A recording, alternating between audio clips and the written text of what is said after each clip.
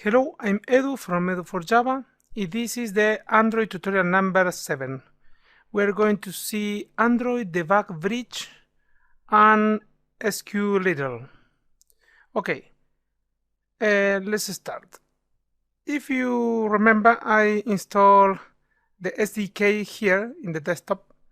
I hope you install it in the better place. But if you open it, you can find inside a tool directory and inside an adb exe file. I'm going to use this ms2 command shell. I'm going to put Android list avd that lists the devices that are defined in my emulator. I'm going to start my emulator. I have only one, this dev22.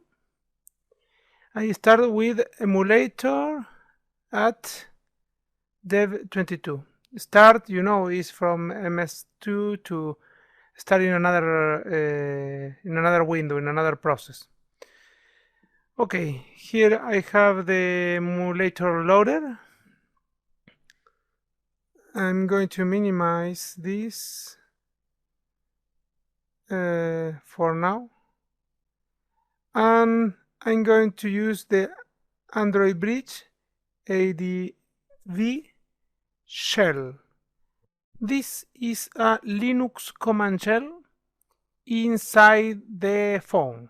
You know, in this case is the emulator. Here in the emulator, I already work with contacts and put two contacts. One with Edu as name and for Java's last name, phone 555555, email edu4java@gmail.com, and as a company name I put www.edu4java.com. And here there are another LE for Java, and the phone is 444444. Okay, now this is set up. We can go and try to see what we can do in the Linux shell. This Linux shell, in this moment we are inside the Android, the phone Android emulator. But if we put a real phone in an USB connection, we can do the same in a real Android phone. Okay, let's do something here. ls. Okay, we make a list as in any Linux, and we see all we have inside the root directory. With ls system bin, we can see the command that we have in this Linux. Remember that is not a complete Linux, it's a version, modified version. And here in data we can see all the packages that store data. There is one package for each application, and inside this directory, data and the name of the package of the application, we can find the data for each application. If the application contains a database, we can find a database directory inside. We can see with this instruction the databases. Okay, we have all these databases. Contacts 2 is the one that we are interested in. This database has contain the data that I put here in the application contacts, Edu4Java and Edu4Java. Let's try to see if we can get the information. Okay, the database is exactly here. Android provider contacts is a data provider. Then we can access to this database using SQLite 3. It's an application that we have in the phone. We feed this application with the name of the database, and okay, we are inside the SQLite. We can write SQL. Okay, there is a shortcut. This dot tables is a shortcut for this select that you can see now, and then we get a list of all tables we have in the database. Here there is a data table that we can just make a select to see what we can find inside this table. And yes, here is the information that I put in the contacts. Edu for Java. The name is Edu for Java is the last name. 555. The number 444. This is another number from Eli for Java. World eduforjava.com, and edu for Java, my email. Okay, let's continue. We can see with this shortcut stem data, we can see the structure, the way that the SQLite show us the structure is with the create table SQL. You can see here is all the information you need to know the structure. It's an easy way to show us. Okay, with .exit we quit from SQLite, and with exit we quit from the Linux shell. Now we are again in MS2.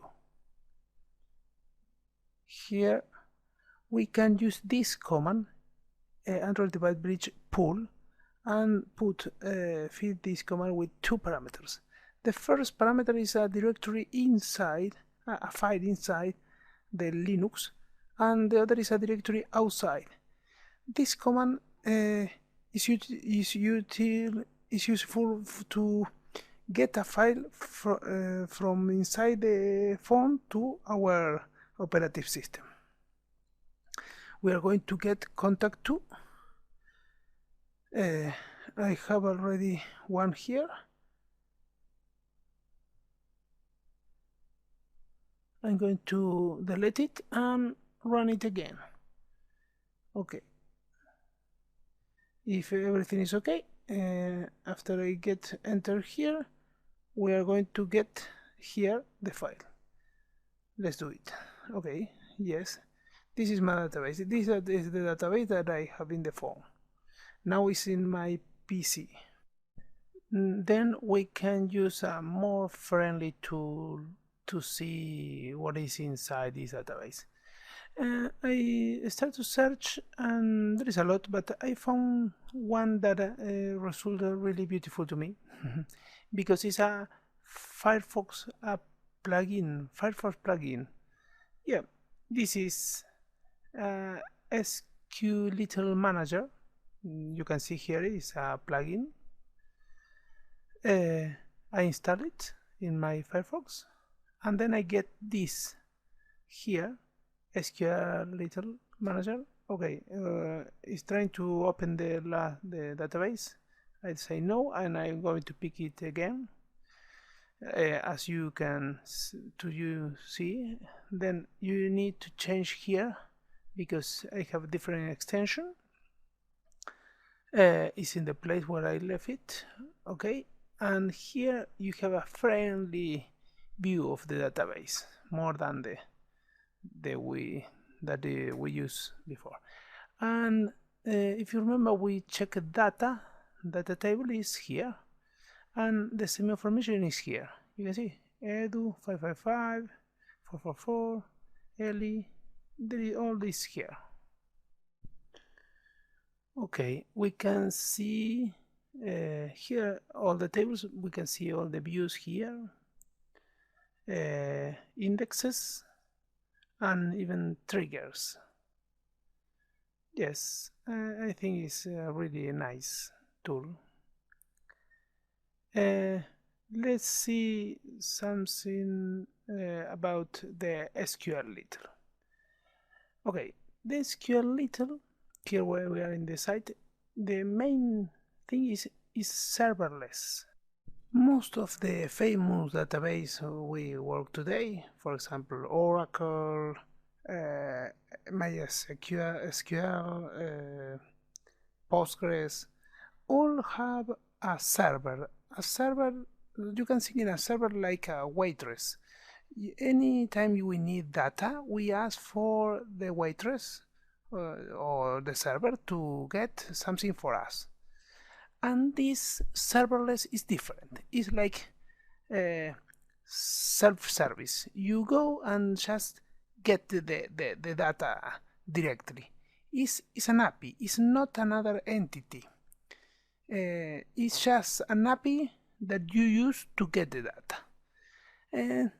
The data is in a file, and there is no process working with the data. This is good for a phone, because if you have a server you need to maintain, it's really more complex, and nobody wants a DBA for our phone, no?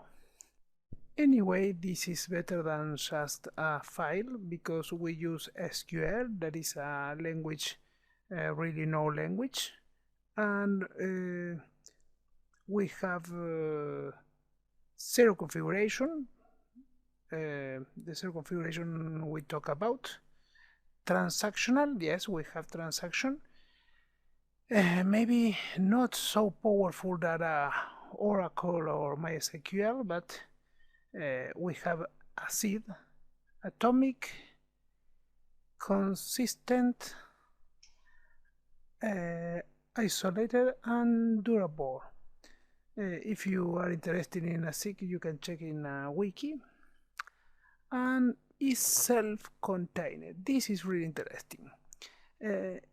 You don't depend on other components. It's really encapsulated. You need an API to access to the operative system. You have to store, at the end you store in a file, but there is a little support for an API to handle thread, but does not depend on any other service. Most widely developed SQL database. Yes, this is easy. It's open source, it's free, and for example, Mozilla Firefox has one inside. Then you have 300 Mozilla copies. Then you have 300 million database. Mac computer have inside, then you have 20 million. PHP have one. Skype have one. 450 million people. Yeah, it's really used.